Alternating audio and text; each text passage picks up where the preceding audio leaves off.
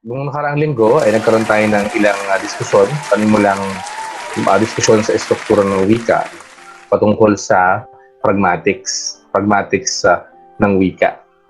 Kung saan, pag sinabi nating pragmatics, ito ay maliban sa kumbaga pag-aaral ng, syempre kasama yung pag-aaral ng estruktura ng wika, no? Kahulugan ng wika na ating napag-aralan nung nakaraang semestre ay uh, tinitignan natin ang pragmatics ng wika bilang pagbabago ng mananalita ng salita batay sa sitwasyon at pagkakataon sa lipunan.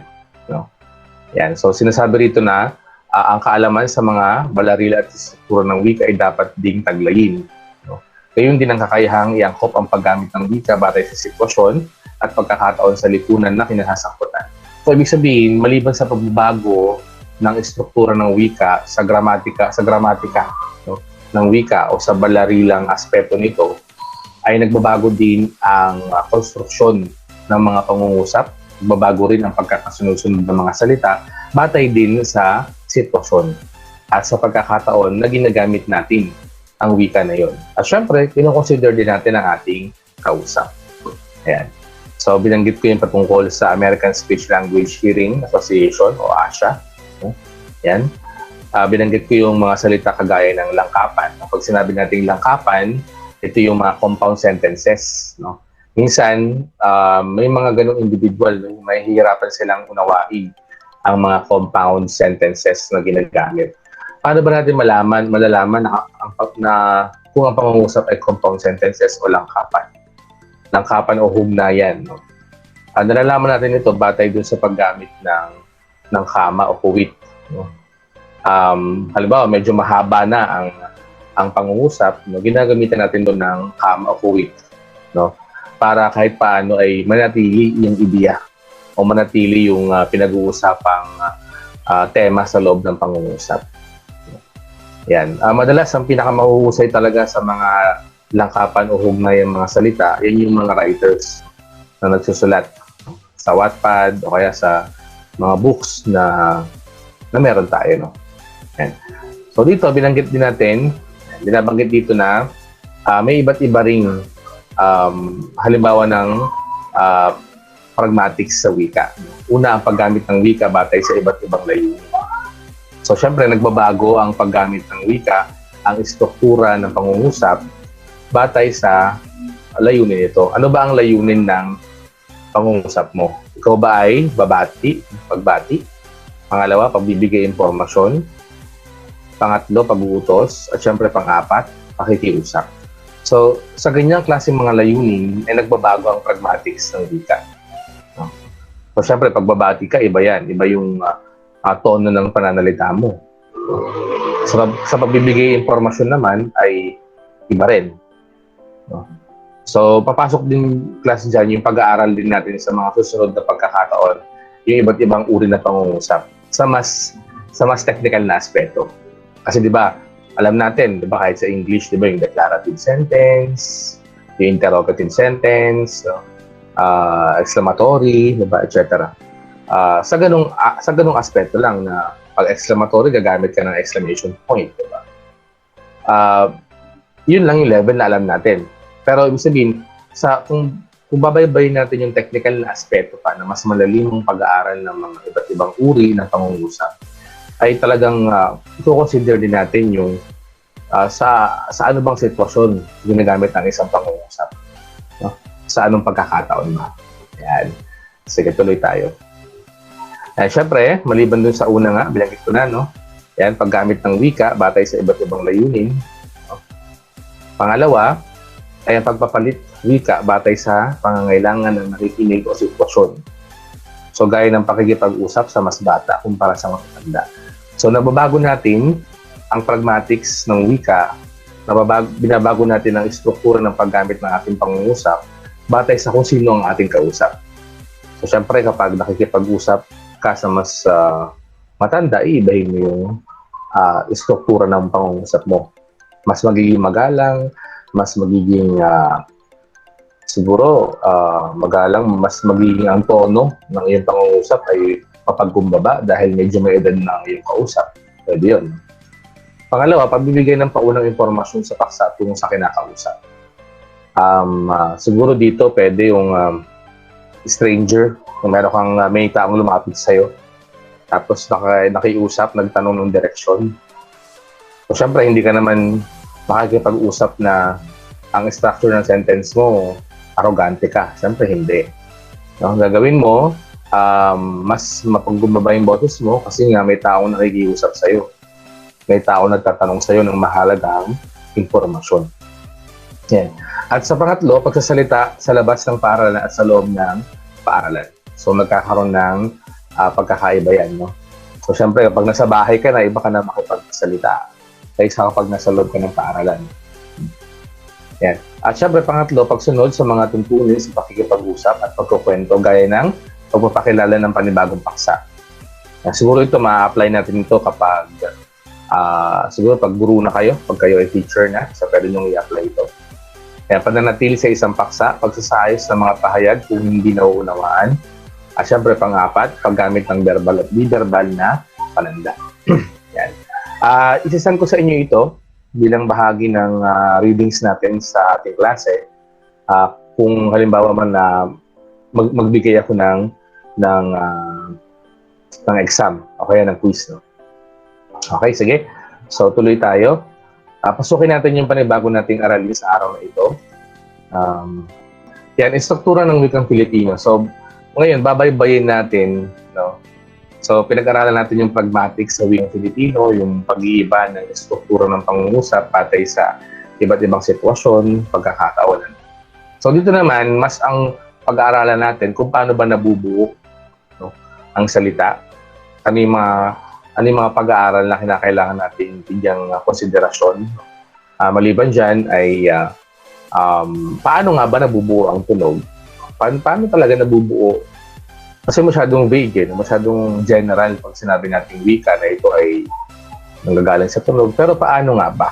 Sa paanong paraan nabubuo ang wika kung ito ay nanggagaling sa tunog? No? At paano rin nabubuo ang isang salita? Paano nabubuo na mula sa salita ay nagkakaroon ng pangungusap at eventually nagkakaroon ng mga talata at hanggang sa paano nga ba nabubuo ang mga diskurso o ang mga debate, pasulat na debate o kaya oral na debate. Sige. So ang wika ay isang masistemang balangkas dahil ito ay binubuo ng mga makabuluhang tunog o phonema, no? Na kapag pinagsama-sama sa makabuluhang sequence yan, ay makakalikha ng mga salita o morphema na bumabagay sa iba pang mga salita, semantics, upang makabuo ng mga pangungusap. Ang pangungusap ay isang structure o syntax na magiging basihan sa pagpapakahulugan sa paggamit ng wika. Yan. So, isa-isahin natin yung mahalagang salita. Siyempre, andyan yung phonema, morphema, semantics, at syntax. So, tignan natin, ano-ano nga ba ang kahulugan ng mga iyan. Yan. Sige, ang pag-aaral ng struktura ng wikang Filipino ay nagsisimula sa pag-aaral ng phonolohiya. So, ang pag-aaral, ang scientific pag-aaral ng mga phonema, no? Phonemes, di ba? Kasi meron tayong mga morphemes, di ba, sa English. So, ang scientific pag-aaral ng phonema ay tinatawag na phonolohiya. Ito ay ang pag-aaral ng phonema o makabuluhang unit ng binibigkas na tunog sa isang wika. So, ano bang halimbawa ng mga phonema? Sige nga, maaari ba kayo magbigay? Tawagin natin. Halimbawa lang ng phonema. Saglit. Makita.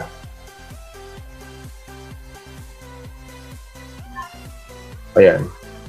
Okay. Mary Joy Nicolas. Halimbawa ng phonema. Aso, sir. Aso. Wow. Pang-college na halimbawa. Hindi, joke lang. Okay, aso, pwede yan. So, syempre, halos lahat ng mga basic words. No? Especially yung nabibigyan natin ng emphasis ng patinig at katinig sa hulihang bahagi o sa hulihang letra, no, ng salita na yun. Okay, so phonema yun. So, marami yan. Aso, diba, bao, etc. Okay, so tingnan natin. Yan. So, yun yung mga halimbawa. So, mamaya, meron akong nakita na isang PowerPoint presentation. Magkakaroon tayo ng mas malalimang pag-aaral sa phonema. Sige. Bago yun, tingnan muna natin ang kahulugan naman ng morpolohiya. So, ang morpolohiya naman, syempre, pag-aaral ng mga morpema. No? Ang morpolohiya o morphology naman ay ang pag-aaral ng morpema. Ito ang tawag sa pinakamaliit na makabuluhang unit ng salita sa isang wika. No? Sa Pilipino, mayroong tatlong uri ng morpema. Ito ang salitang ugat, panlapi, at phonema. Halimbawa, sa salitang maglaba, ang salitang ugat ay laba. Mag naman ang panlapi at A ang phonema. Okay. So, basically, kapag sinabi natin ugnayan ng phonema at morpema, doon natin makikita na kapag halimbawa sinabi natin yung salitang aso, yung binanggit na halimbawa kanina, ang pinaka-tuon doon, ang halimbawa talaga ng phonema doon, no, ay yung letrang o yung patinig na O sa hulihan. Pero pag binanggit mo yung salitang aso, yun na yung buong halimbawa ng isang morpema. Kaya nga, mula tunog, patungo sa isang salita. Okay? At syempre, sabi nga dito, nagbabago-bago din ang kahulugan ng morpema. No? Depende sa kung ano ang idudugtong mo dito. Pwedeng salitang ugat, no? Panlapi, at phonema. So yun nga, nakita natin, di ba? Isang halimbawa, yung salitang maglaba. So ang mag ay ang, no? Ay ang panlapi, no? Yung mag. No? Yung laba ay ang root word. No? Ang laba ay ang root word. Ang mag ay ang panlapi. At syempre, yung A sa hulihan na letra, laba A, ay ang phonema. Okay, nakuha natin. Sige. At marami yan. Marami yan. Sige. Ano bang example lang? Magbibigay ako ng salitang ugat at subukan yung bigyan ng magbibigay ako ng salitang ugat at subukan yung bigyan ng panlapi, ha? Mga legal na panlapi, huwag kayong mag-iimbento. So, halimbawa, ang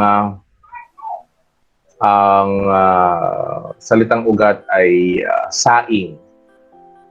Sige nga, subukan nyo nga bigyan ng panlapi.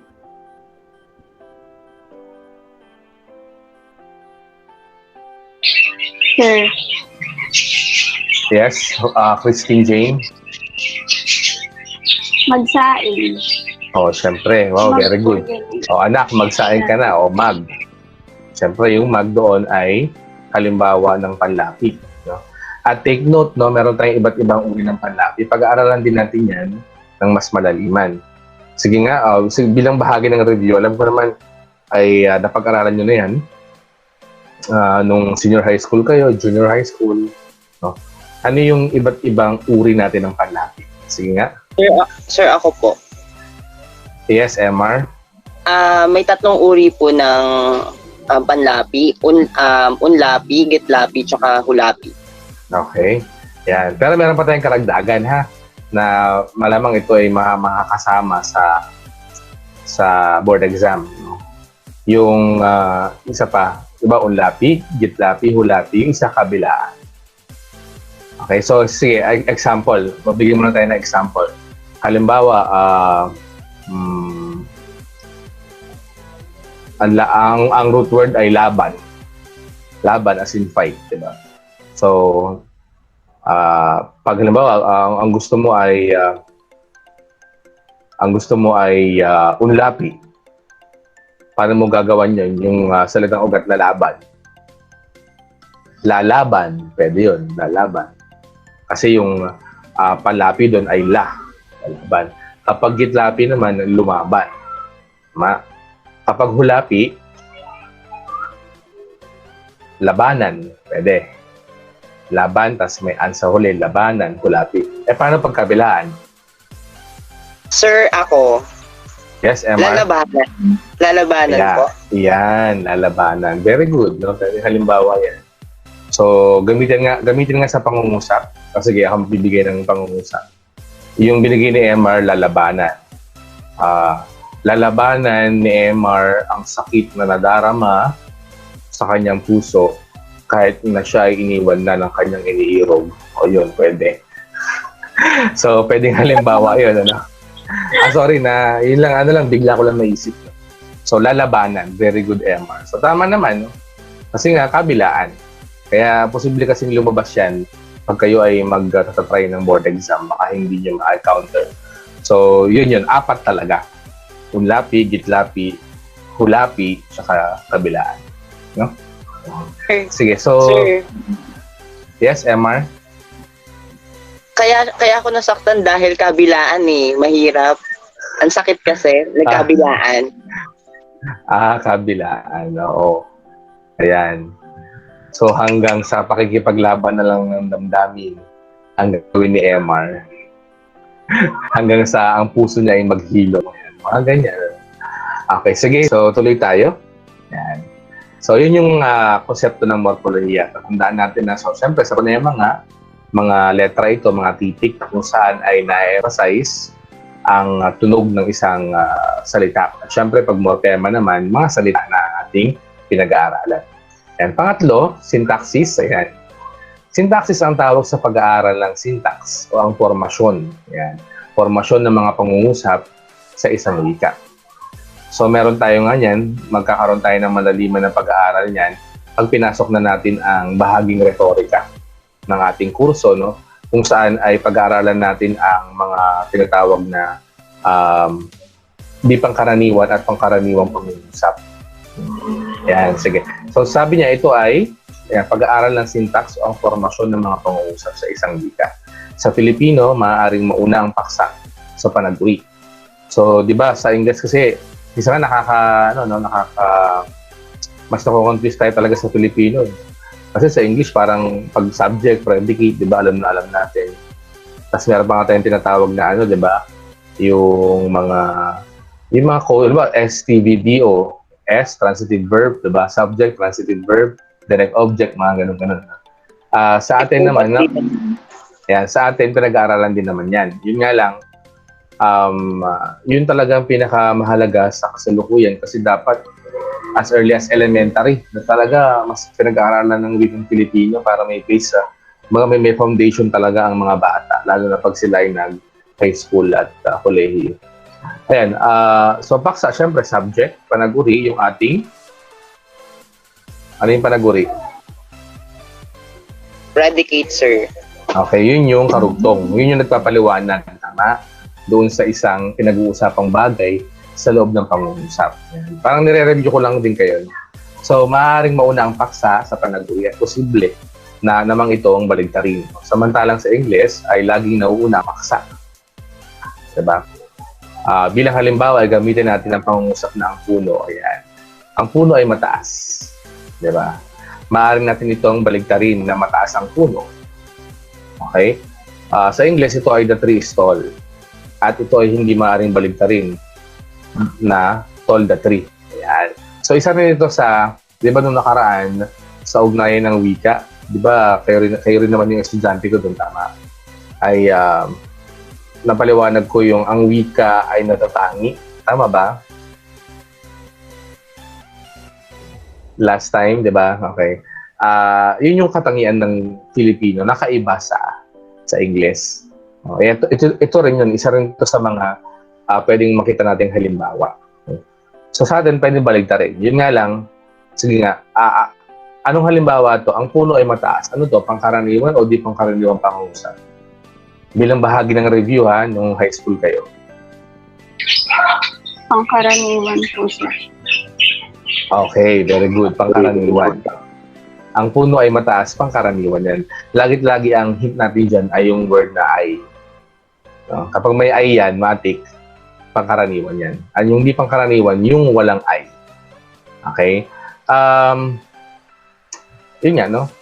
Basically, dito sa puntong ito, ay, di ba kapag nakikipag-usap tayo, madalas hindi mo na ginagamit yung ay. Tama ba? Kunyari, pag nasa classroom ka, pupunta ka sa comfort room, magpapaalam ka ba kay ma'am? Ma'am, ako po ay si CR. Diba, hindi naman? O kaya, classmate, ikaw ba ay may eraser? Di ba? Hindi naman. Tama. O, classmate, may eraser ka. Di ba? Parang gano'n. Okay, pero kasi, ito nga, ang puno ay mataas. Parang nakasanay tayo sa ganyan. O, kumbaga, meron pala tayong ganyang klaseng sentence. Meron tayong ganitong klaseng pangungusap wherein ay hindi mo pwedeng gawin kapag nasa English ka na. Gumagamit ka na ng ibang wika. Okay? Yan, sige. So, yun ang ating syntaxis. Yung pag-aaral ng positioning ng mga article sa loob ng pangungusap at pag-aaral ng iba't ibang formasyon ng pangungusap na nakaka-apekto sa kahulugan mismo ng pangungusap. No?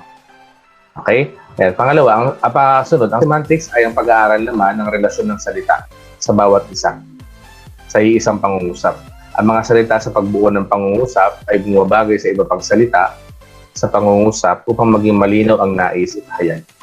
So sa semantics, dyan na yung malalimang pag-aaral ng binanggit ko last time, yung tinatawag na code switching in language. Yung sanay na tayo, halos lahat ng mga kabataan, ng mga tao, kapag nagsalita ngayon, Enggalog, iba, Enggalog na. No? O iba, nagtataglish, yung iba, purong Tagalog pa rin.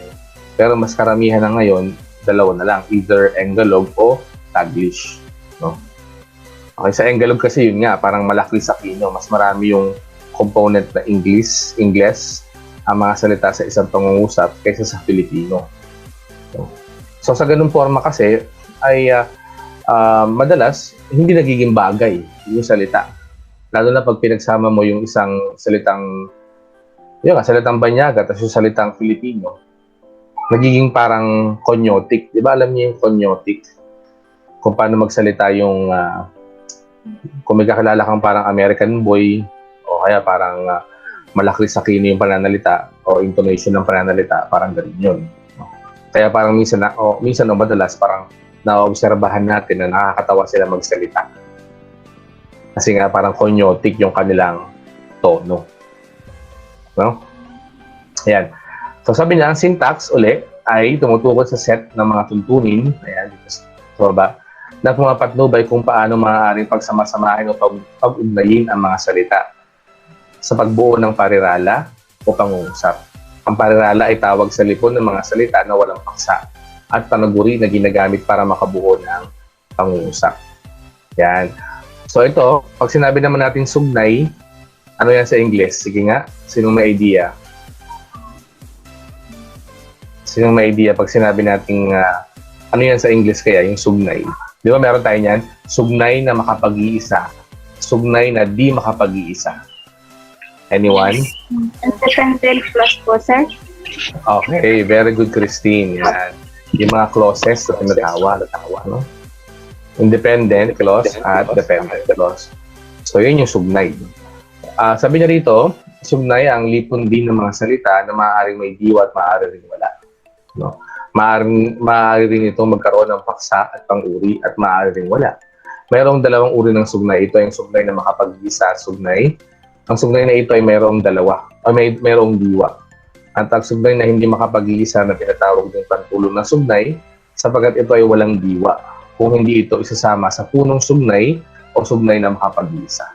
So napakadali namang unawain na kapag sinabi natin sugnay na makapag-iisa ay independent. No? At syempre pag sugnay na hindi makapag-iisa ay dependent. No? At syempre pag dependent clause, kailangan mong dagdagan ng mga article o ng mga iba't ibang salita para mas mabuo yung isang sentence, yung isang pangungusap. Pero kapag sugnay na makapag-iisa na, hindi mo na kailangan. Yan. Okay? Sige. So ito yung pagpapakilala, no, na struktura ng wikang Filipino. So meron tayong apat na at meron tayong iba't ibang mga mahalagang salitang pag-aaralan ng phonema, morphema, syntaxis, at semantics. Okay? Tatandaan niyo yan, yung apat na yan. No? Yan yung pag-uumpisa ng ating pag-aaral sa struktura ng wikang Filipino. At syempre, uunahin na natin ang phonema o ang phonolohiya. Okay? Sige, so tuloy tayo. So, kalikasan natin struktura ng wikang Filipino. So, unahin natin doon sa kanina, pinag-aralan natin yung mga phonema. No? So, pag sinabi natin phonema, ito yung mga titik, no? Sa hulihan, no? O titik na mga pinaka-component, no? Ng diin ng pananalita natin kapag sinasabi natin ang isang salita. So, tingnan muna natin yung mga kahulugan. No?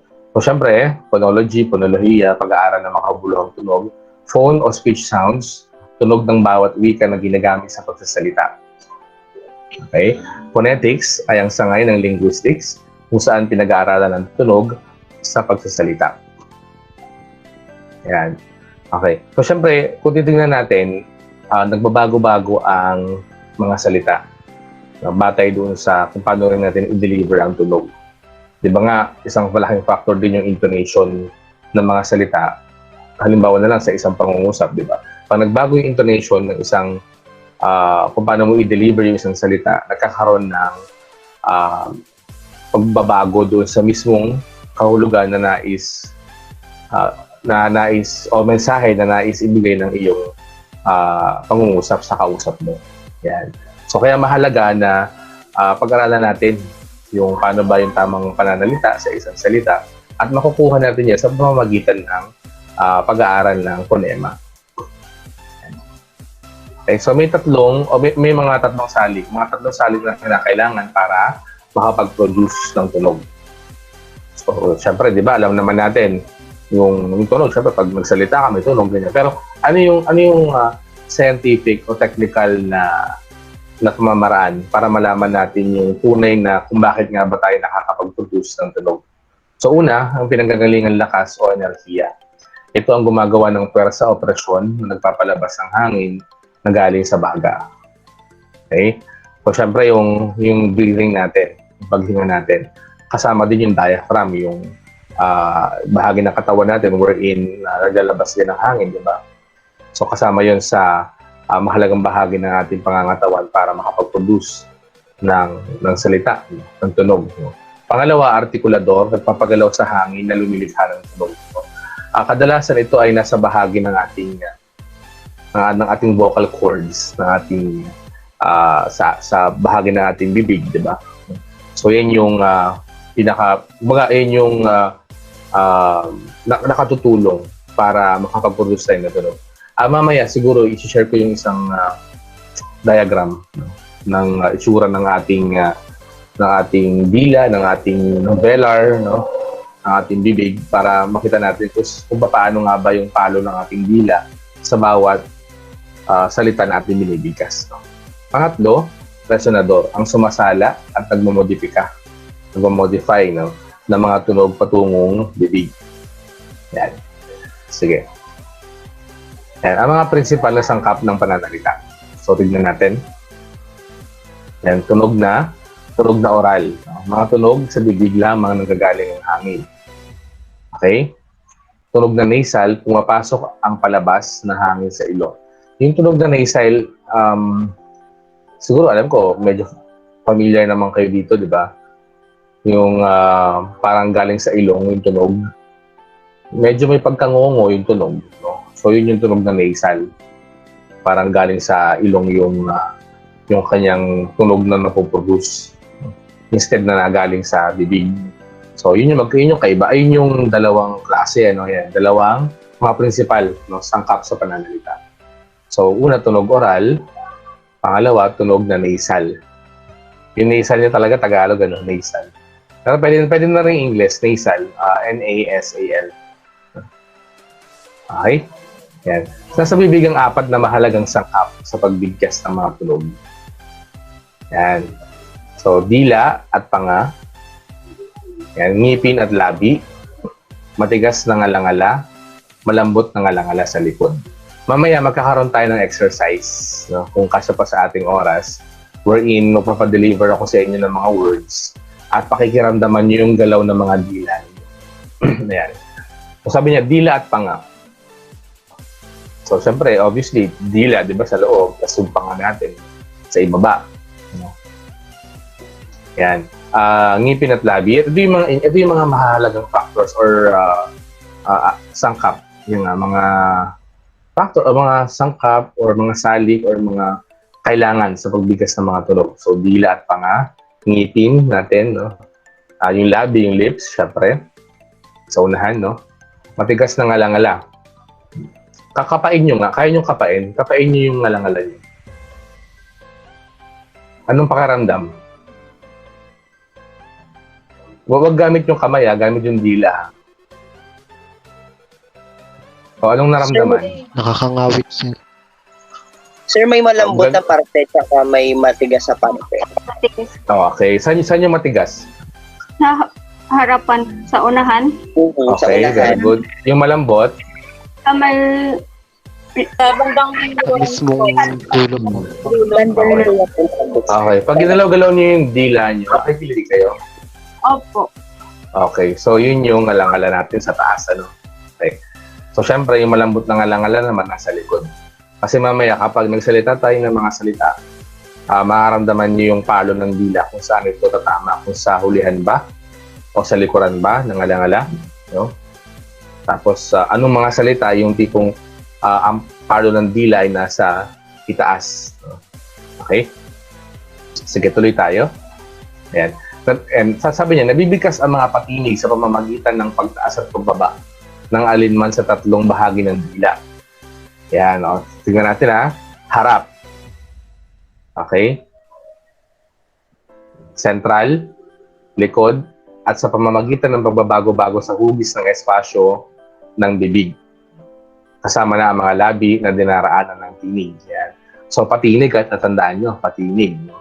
Kapag patinig, no, maaring kapag ang isang salita ay nagkatapos sa patinig, yan ang direksyon ng dila.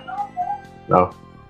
So, bahagi ng dila, harap, no? Sentral at likod. So, mamaya, hanap tayo ng mga words na may patinig. No? Sige. Ayan, sige. Ngayon, bago natin pasukin yan, ay ipakita ko lang yung picture na ilan ako. Saglit lang. Pakita ko lang yung picture ng sinasabi ko sa inyo kanina. Yan.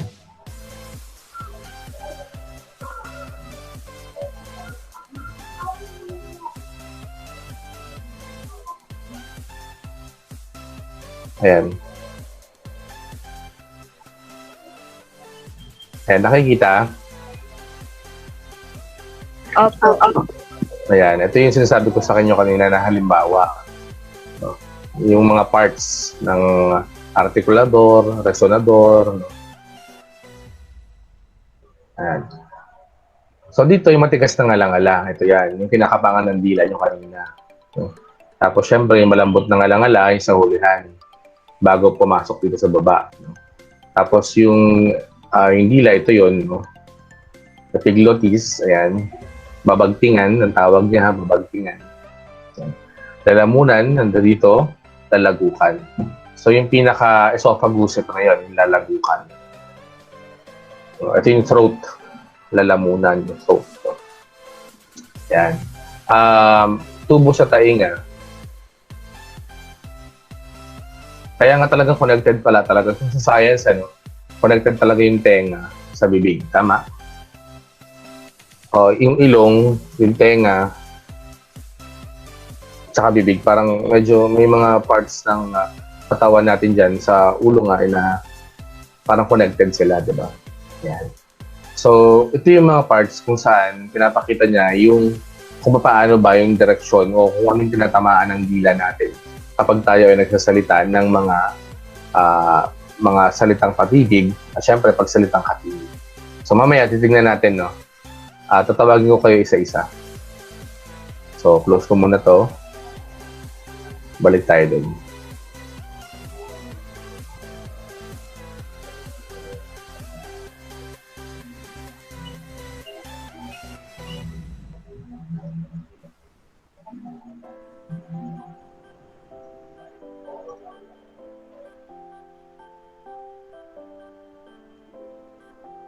Okay, nakikita na uli? Opo. Yes, Okay, po. sige. Okay. Ayan. So, tingnan natin, phonology ng wikang Filipino. Siyempre, kanina, binanggit na natin kanina, no? Phonema. Phonema, ang tawag sa pinakamaliit na makabuluhang unog ng salita. So, yan yung mga letra sa isang salita. Okay? Yan yung mga titik, kumbaga. Ang Filipino ay may 21 na phonema o 21 na phonema. 16 sa mga ito ang katinig. So, PTK, glottal, BDG, MNY, HS, LRY, at 5 ang patinig. Yan. So, kita-kita natin na alam naman natin yan yung mga salita na yan. Kaya, kumbaga, kapag yan ay bumuo tayo ng mga words dyan, pwedeng nasa hulihan yung mga patinig ng isang salita o kaya nasa hulihan yung mga katinig ng isang salita, nagkakaroon ng iba yung direksyon ng ating dila sa loob ng ating bibig. Yan. So, ang patinig ay tinuturing na siyang pinakatampok o pinaka-prominenteng bahagi ng pantig. Okay, patinig ha, tatandaan nyo. Pantig, kasi di ba pag nagpapantig tayo, kunyari yung salitang aso, yung kanina, di ba binanggit, o kaya baso, hindi ka pwedeng magpantig kapag wala kang patinig. Di ba? Kasi kunyari, pag nagbanggit ka, ang bata ay naliligo. So, ang bata, yung B, yung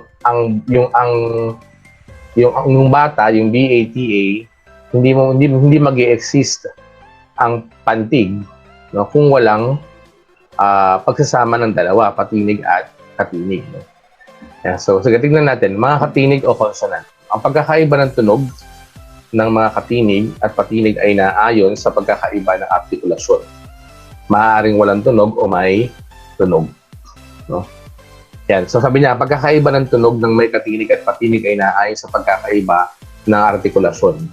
Ibig sabihin, nag-iiba yung tunog ng dalawang salita, no, na may katinig based sa kung paano natin nito i-pronounce. So pwedeng maaaring walang tunog o may tunog. Sige, mamaya meron tayong example sa slide, no? Papakita natin. Yan. So, mga ponemang katinig o consonant ng Filipino.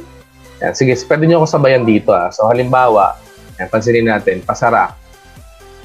So, WT, MT, diba? Yung pasara, ibig sabihin, yung bagsak ng bibig mo. So, halimbawa, panlabi. No? Tapos hanap tayo ng word. Bigay nga kayo ng word na siguro nagtatapos sa P. Ulap. Alapa. Ulap. Ayan. O, pwedeng Lasap. word na ulap. Lasap. Di ba? Sabay-sabay nga kayo, lasap. Sabihin nyo nga, Lasap. lasap, di ba? Parang yung salubong, nagsalubong yung labi niyo, di ba? Lasap. Sarado siya. Okay? Tama ba? Okay? Sa B naman, isip kayo ng word na nag-e-end siya sa B. Tatapos sa B. Talab. Liyab. Tiklab. Liyab. Liyab. O, yan. Liyab. Okay? So, pasara pa rin yung meet up, yung pag-meet ng dalawang labi natin, mga labi natin, pasara siya. Okay? Sige.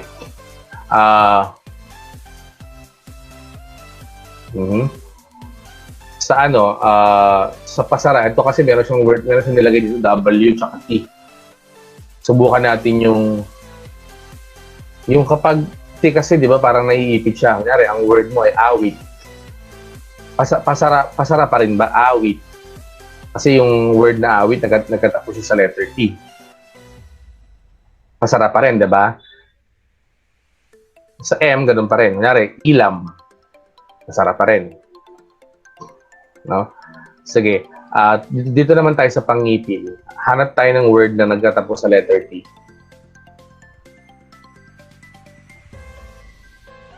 O yung word na kirat. Okay yan, kirat. Di ba yung kirat, yung di pantay yung mata? So, ang spell nun ay K-I-R-A-T. So, pag sinabi niyo yung kirat, parang nagmi-meet yung ngipin niyo ba? Sige nga. O kaya mag-isip pa ng ibang word na nag-end sa letter T. Sige, magbigay kayo. Ano yung mga words na nagtatapos sa letter T? Langit, sir. Langit. Langit. Pasara pa rin ba yung Watawat. bagsak ng watawat? Pasara pa rin, ano? Tama? Tama? Watawat. Pasara pa rin siya. Kindat. Kindat. O, pasara pa rin. Kindat. Pero parang nagmi-meet ba ang ngipin? Magtatagbo ba ang ngipin? Kunyari, watawat. Watawat, pag sinabi niyo. Di ba? Nag-meet yung ngipin natin eh, watawat. Okay, ibang salita naman, nagkatapos sa D. Palad, sir. Palad. Okay, palad. Liyad. Liad. Liad. Yung nag-ano ka, parang nag-erect ka. Ganun. Unlad. Unlad. Okay, so obviously, nagsasara yung bibig natin. Tapos parang may pagtagpo ng ngipin, no? Nagsara yung bibig, tapos nagtagpo yung ngipin, no? Ayan. Sige, subukan naman natin sa S. Panggilagid. Hanap tayo ng word na nagkatapos sa letter S. Katumbas. Katumbas. Wakas. Wakas. O yan. Di ba parang ang nangyayari? Bukas. Ha? Sibuyas. Bukas. Ayan. O, sige nga. Sasabihin nyo, sibuyas. Di ba parang, anong tendency ng bibig? Parang nagpa-flat pagilid. Panggilagid. Sibuyas. Oo, sir. Opo. Okay.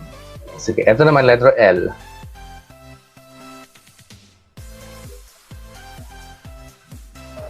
Balabal, sir. Balabal. Okay. Pero parang yung dila, tinatouch niya na yung dulo. O tinatouch niya na yung dulo Matigas sa ng bahagi, sir. matigas na bahagi ng ngalangala, tama? Diba? Balabal, kalakal, diba? Na ano nyo, na experience nyo. Sige, sa letter R. Professor. Professor.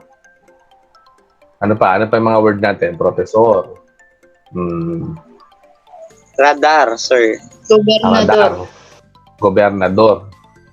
Okay, so yung dila, hindi siya totally sumasara, tama? Gobernador. Pero yung hugis ng bibig mo ay may hangin na, bahagyang hangin na lumalabas kapag nababanggit mo na yung tunog na R sa hulihan ng salita. Okay? Altar. Diba? Hindi siya nagtatagpo yung ngipin tsaka dila. Sige, so tignan naman natin sa pangangatal. Ito ay yung sa ngalangala, di ba? Halimbawa, mga salita na nagkatapos sa letter K. Batak. Ano yung mga... Ha? Batak, sir. Batak. O, di ba? Batak o kaya itak. Itak. Parang ang nangyayari, yung hindi naman totally, pero yung dila mo parang kahit paano ay parang umaano siya dun sa hulihang bahagi ng iyong ngalangala, no? Itak. Mapapansin niya ba? Parang, sige, pwede nyo gawin. Pwede nyo naman gawin kahit i-off yung microphone nyo. Sige, letter G naman. Sa letter G. Tubig. Basag. Tubig. Basag. Diba? Parang basag. Tubig. Parang yung hulihang, yung some part of your tongue, yung ilang bahagi ng iyong dila ay dumadampi dun sa hulihang bahagi ng ngalangala mo. Okay? Sige, letter N. Kalan. Ano pa? Letter N, kalan. O, pamaano pa rin siya?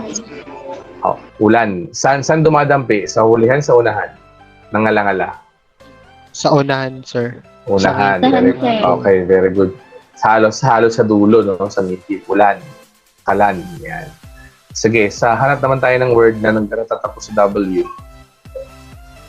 Hataw. Araw. Araw. Araw. Okay. Araw. Sitaw. Balaraw. Sitaw. Okay. Parang wala naman siyang pagdampi sa ating alangala. Wala naman. Bitaw. Okay.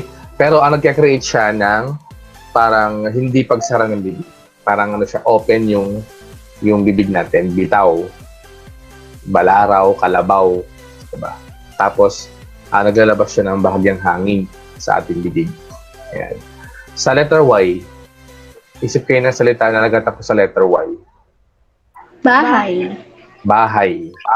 Bahay. Buhay. Okay, parang parang pagilid din yung bagsak ng bibig. Buhay. Bahay. Patay. Kalansay. Gulay. Buhay. Okay, no? So, buhay. Diba? Parang ang bagsak ng bibig mo o ng dila mo ay palapat. Tapos, hindi naman sarado yung bibig. Buhay. Parang meron siyang release ng hangin na manggagaling sa baga mo. No? Okay? Sige. Sa glottal naman, letter H. Ito talaga, parang nakahang siya. Kunyari, ano ba yung mga words natin na nagkatapos sa letter H? Isip nga kayo. Parang wala yata. Meron ba? Filipino sir. word. Wala, no? Pangalan lang, sir. Pangalan, pwede. Akasha. Akasha. Ala. Paasa. Ayan. Paasa. Tama. Ganyan. Nasaktan ka. Ganyan. Wala naman. Wala na. So, pwede siguro pag jeje mo. Pero tama. No? Yun, yung word na ala, pwede. Ala. Diba? So, para siyang open yung baga at parang release all yung hangin mo. Diba? Ano ba yung mga pangalan na nagkatapos sa letter H? Wala na, no? Ano ba? Pangalan, sir. Hana. May estudyante ako sa senior high school, ang pangalan niya ay Ezra Elijah. Ayun. Ezra Elijah. Yung huli niya, J-H-A. So, Ezra Elijah. Ganun din. All out yung ng hangin doon sa bibig natin. Okay, sige, tuloy tayo. Yan. So, mga ponemang patinig naman, yan, vowel ng Filipino. Ayan. So, mataas, gitna, mahaba. Harap, central, likod. Ito yung pwestuhan sa bibig natin. Harap, central, gitna, at syempre likod. So, yung I ay sa harap. Yung E, harap din. Ayan, makita natin. Central ay A, tapos U at saka O. Sige, mag-eksperimento tayo. Sabi niya, halimbawa, ang I, ay tinatawag na taas-harap sapagkat kapag binigkas ito, ang harap na bahagi ng dila ang gumagana. No? Nakaraniway umaarko ng pataas. Sige nga, ano ba yung mga word natin nagtatapos sa I? Batuti. Batuti. Ano pa? Ihi. Sila. Lalaki. Ihi. Okay. Ngiti. Lahi, Okay. sir. Lahi. Ayan, pwede. Pero tingnan natin. Ang sabi niya kasi, gamitan natin siguro yung patinig na ito sa unahan ng mga salita. Gamitin natin yung mga ponemang ito sa unahan ng salita. Iba to. Iba to. Ilaw. Ilaw. Ilaw. Ilaw. Ikaw. Sabi niya, ikaw. Ikaw. Okay. So, basically, ang pwesto ng bibig ay ang pwesto ng dila, ano nangyayari sa dila? Lumalapat. Tama? Opo, sir. Okay, ang I halimbawa ay tinatawag na taas harap sapagkat kapag binibigas ito, ayan, okay? So, ibig sabihin, nag-up and down. No? Taas, tapos pumunta sa bumaba, taas siya, tapos bumaba, humarap. Pag sinabi mo yung word na, halimbawa, ilaw, parang gumanon yung dila mo. No? Ang harap na bahagi ng dila ang gumagana, nakaraniway umaarko ng pataas. Okay, subukan natin pag ilaw kasi gano'n, di ba? Kapag nasa unahan yung letter I. Pero kung subukan natin nasa hulihan yung letter I. Ano yung example nyo kanina? Ihi. Ihi po. Ihi. Ihi. Iba naman. Ibang example naman. Wag naman. Ngiti. Ngiti. Ngiti. Ngiti. Okay, ngiti. Diba? Parang, pansinin niyo yung ano nangyari sa dila. Yung sinabi niyo yung ngiti, parang taas, tapos bumaba siya, tapos nasa harapan yung bagsak ng dila. Sige nga, sabay-sabay. 1, 2, 3. Ngiti. O, ano pang word? Sige, maliban doon. Isip pa tayo. Masidhi, sir. Ano na? Masidhi. Masidhi. Oh, masidhi. Parang gumagano yung dila eh. Naramdaman niyo ba? Sabihin niyo nga, masidhi. Masidhi. Parang tumatras siya, Masid. tas parang gumanon. Okay? Sige, so tignan natin. Naman, isip ko yun ng word na nagtatapos sa letter E. Ehe. Babae. Sabi niya. Sunod sabi Babae. ehe. Babae, okay. Sige, Ehe, sir. okay, open mic lahat tapos sabay-sabay tayo. Babae. Sige, 1, 2, 3, go. Babae. Isa pa. Babae. Babae. Okay. Babae. Sige. Bukas lang yung mic bukas lang ha. Ano pa? Elepante. 1, 2, 3, go. Elefante. Isa pa. Elepante. Bibilang ako. Sundan yung bilang ko. 1, 2, 3. Okay. So, ano yung bagsak ng dila? Saan yung bagsak? Ang ramdaman nyo? Sa gitna ba? Harap. Parang Harap. parang pagitna, parang almost gitna. Sige, ano pa maliban sa salitang ano pa ang word na nagtatapos sa letter E? Botante. Ay, tama. Ay. Botante, sir. Tama yun, botanite. Ha? Botante. Sige. Botante. Sabihin natin, botante. Botante. Sabay-sabay. 1, 2, 3. Botante. Botante. Hindi kayo nagkasabay-sabay. Ulit. Sige, isip ako ng salita. Higante. Okay. Higante. Sabay-sabay. 1, 2, 3. Okay. Ayan. Okay, mahusay mga bata. Sige. Ayan, so tama naman, di ba? Nasa gitna yung bagsak ng dila natin. Nasa almost gitna kapag nagkatapos sa katinig na A yung isang salita na ating binibigkas. Ayan, central, yung A. Tasa. Ano pa? Ano pa yung mga word na nagkatapos sa letter A kaya? Bata, Nabigyan mo, sir. bigyan na- Bata. O, di ba? Mahaba. Lasa. Mahaba. O, gitna. Pisa. O, central. Hindi na natin central. No? Okay, sige. Malasa. Malasa. Okay. Nasa gitna yung dila, di ba yung bagsak? Malaya. Umasa. Ay, Nasa bakit gitna. ba yun? Umasa. Umasa. Umasa, okay. Sige, so, dito na naman tayo sa letter U. Tsaka sa O. O, sige, ano naman yung salita na nagkatapos sa letter U? Bumuo. Ah, Di pala yun, sir. Di pala. ano, wala ba? Meron?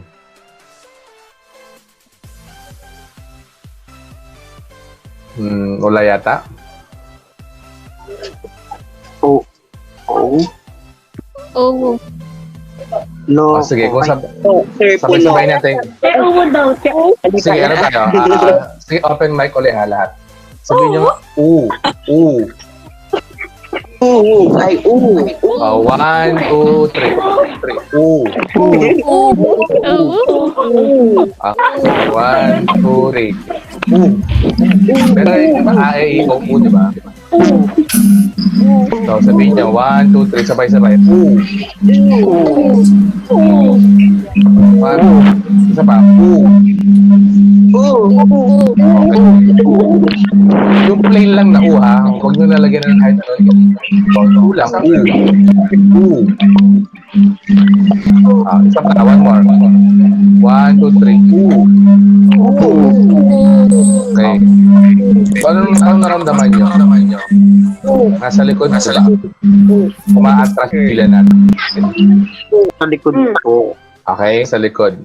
Maatras. So, kaya nga, ibig sabihin, may mga words tayo like umuulan, umuulan, yung unang word, unang salita na binibigkas natin, ay yung unang phonema na una binibigkas natin, ang tendency ng dila ay palikod. Yan. Okay, ano pa? Pasok naman tayo sa sa letter O. Pag binanggit natin gawin natin ang letter O ay nasa hulihan ng salita. Kunyari, bao. Bao.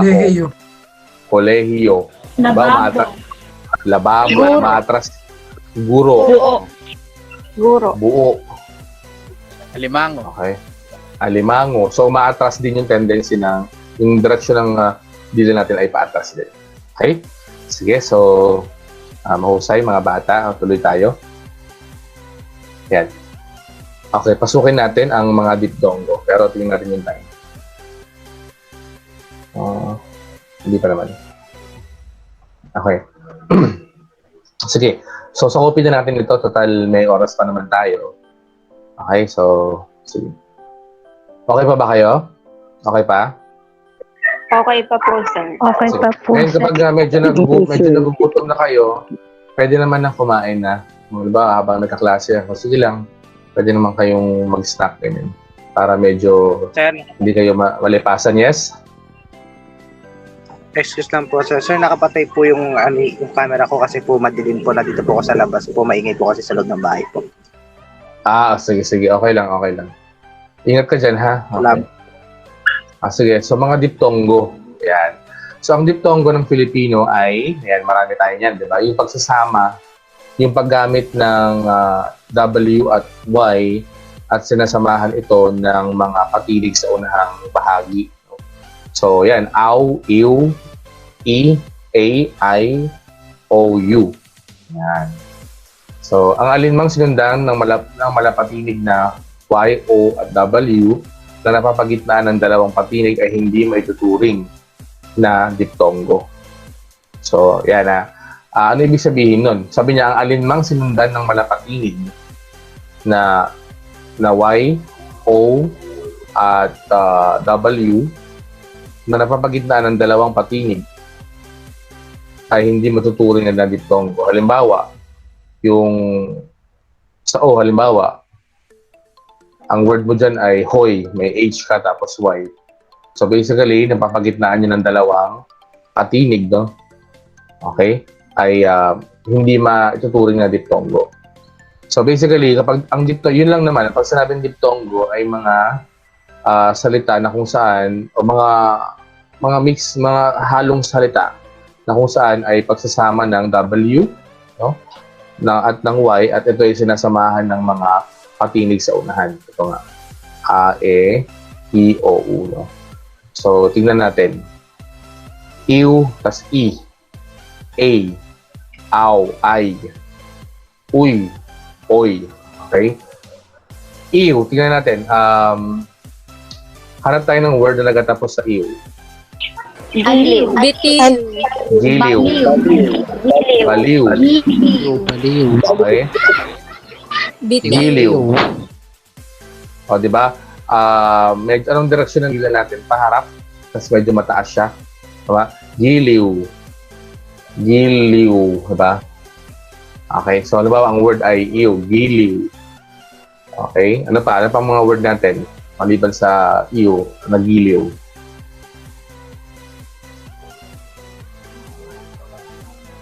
Aliw, sir. Aliw. Aliw. Sabihin nyo nga, aliw. Aliw. So, anong naramdaman nyo? Sa Aliw. direksyon ng inyong dila? Sir, paharap po. Paharap ba? Paharap? No? Paharap. Ano po? Paharap po, sir. Tayo. Sige, subukan naman natin. Subukan naman natin na instead na nasa hulihan yung iw ay nasa unahan ito ng salita. Kunyari, ang word ay iwi na gayway o kaya iwanan. Iwanan. Sabihin nyo nga, iwanan. Iwanan. Iwanan. Iwanan. Iwanan. Iwanan. Ano rin ang direksyon? Sa likod. Iwanan mo siya. Palayo, sir. Palayo. Pati iniwanan niya ako. Layo siya. Okay. Ibig sabihin, sa diptongo na ito, mas ginagamit natin ito kung ang palo ng ating dila ay paharap, ay gagamitin natin ang salita, no? O yung iw sa hulihan ng salita. Okay? Sige, hanap pa tayo. Sa unahan naman, yung aywa, yung iw, yung i. Hanap tayo ng salita na nasa unahan ng ay at y. Iyak. Iyak. Iyak. Iyak. Iyak. Iyak. Okay. Iyak. Okay, ano pa? Iyon, sir. Iyon. Iyon. Iyon. Okay, tinuro mo. Di ba? Paharap din yung bagsak ng dila natin. Okay? Sige. So, A, hanap naman tayo ng word na nagtatapos sa E at saka Y. Meron ba?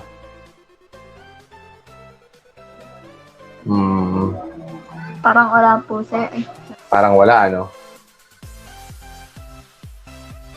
Sa unahan, Hey, meron hey. ba? Ganun lang, sir. Hey. Hey, kaso English yun. Hey, no? Sa unahan, hanap tayo. Kung pwede natin magamit ito sa unahan ng salita. Wala rin, ano? Iorn. Okay. Siguro, ako naisip ko naman, dahil medyo mulat naman tayo sa mga gay lingo. Di ba? Alam niya yung mga gay lingo. Pwede dyan yung walay. Yun. Di ba? Pag sa mga... Sir, hindi Sa po mga- namin Itay. Itay. Itay, walay. Pwede yun. Pwede naman yun. Kasi, sabi nga natin, wikang Pilipino, tinatanggap natin yan. Yung mga salitang balbal nga, tinatanggap natin. So, pwedeng halimbawa din yan. Walay. So, sa gitna. Sa harap pala, sorry. Sa harap pa rin. Walay. Walay. Walay. Yung bagsak ng ating dilat. Sige, dito naman tayo sa central. Aw tsaka ay. Ayawan. Ay, ayaw. Ayaw. Ayaw. Ayaw. So, ang tendency, ayaw. Central ba? Ayaw. Hataw. Central din, ano? Pansinin niyo yung pagdampi ng dila nyo sa baba, gitna. Ayaw. Hataw, hataw, ayaw. Opo, Diba? gitna po. Okay? Yung ay naman, meron tayo. Ano pa ba? Ano bang mga word natin? Oh, bahay. Bahay. Lapag. Bahay. Bahay. Ano pa? Alay. Alay. Pwede. Bangkay. Central pa rin. Bangkay. Ano pa? Bangkay. Bangkay. Okay? Bantay. So, central. Ano pa? Bantay, sir. Okay. Naghintay. Pwede rin. Naghintay. Okay. Sige. So, sa likod naman, uy tsaka oy. Meron ba tayong word? Wala, no? Siguro sa unahan. Ano yung, pag in-apply natin itong U tsaka Y sa unahan ng salita, ano yung mga halimbawang salita? Parang wala. Sa likuran.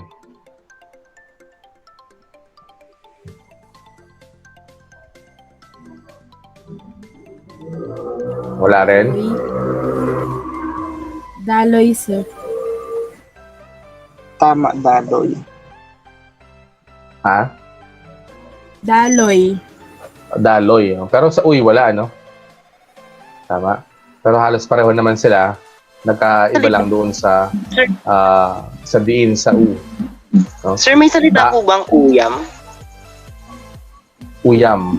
Parang- Meron eh. Merong word na pag-uyam. Parang narinig ko siya uyam. Ano, Mm. parang ano, Parang Nau- hindi mo gusto yung pagkain. nagsawa. Oo, parang gano'n. Nagsawa ka. Parang Ang umay. uyam ka. Umay. Oh, Parang malalim kasi, siya. Nauuyam. meron kasi merong mga yung ano yung uyam, hindi ko rin kabisado pero parang yan ay salitang parang dialekto sa provincial word yan, no. Pero nagagamit na rin natin yan. Parang umay yata eh, parang yung naano ka sa pagkain, nagsawa ka or parang Pagkain Uyam yun, sir. siya, Uyam. Yun. Sige. Okay, tuloy tayo. Yan, kanina. Sige, punta naman tayo sa OY. Okay. Halos pareho lang din naman yan. Yun nga lang kasi, di ba, alam mo, sa Kapampangan kasi, di ba, lahat ng O nagiging U. Di ba sa kanila ganun? Lahat ng O nagiging U. Kunwari, kubo, nagiging kubo. Ganun sila eh. Medyo madiin yung kanilang, instead na O, nagiging U pagkapampangan. So, sige, pag sa OY naman, halimbawa, ang binigyan yung example kanina ay kahoy. Kahoy. Yung atras din ng dila natin ay papunta sa likod. Kahoy. Okay? Sige, so tingnan natin. Wait lang. Sige, dito pa tayo. Ayan. So, tuloy tayo sa halimbawa ng diptongo sa Pilipino. Yan, nagbigay tayo ng example kanina, di ba? Giliw, kami, yung dinaglat na kami ay, at ay, no? So, yun, yung daglat, no? Sa taas, parang kudlit din, no? So, reyna, kalabaw, bahay, aroy, kahoy. No? So, yun yung mga halimbawa natin. So, sa gitna, pwede rin gamitin natin sa gitna pala, no? Yung mga salitang yan. So, reyna, ano pa yung mga, pag ginamit mo yung A sa gitna, ano pa? Si Reyna, hindi naman. So dyan, ginamit na sa gitna yung A, di ba? Reyna, kalabaw, no, sa hulihan, bahay sa hulihan, aruy, no? Kahoy, no? Okay? So yun yung mga halimbawa natin ng diptongo. Wherein, may iba't ibang, pag binanggit natin yan, may iba't ibang kaukulang pwesto yung ating dila, no? Na nakadepende doon sa diptongo na ating salita at diptongo na ating binibigkas. Okay? Yan. Sige, so dahil ibang lesson na to, yung mga pares minimal, itatakil ko to sa susunod na meeting natin, no? Yan. Sige, so okay na. Muli, magandang gabi at sana makatulog kayo na matiwasay. Ayan. Sa group chat na lang tayo mag-update tapos kita-kita ulit tayo sa Biyernes, tama? Sa Biyernes may klase tayo. Okay, sige, bye-bye. Thank you. Salamat, sir. Thank you, sir. Thank you po, sir. Thank you po, sir. Bye-bye. Thank you, bye-bye. Salamat po, sir. Salamat. Salamat din. Thank you, sir. Thank you. Sir, huwag niyo isipin yung tanong baka hindi po kayo. Salamat po sa Hindi.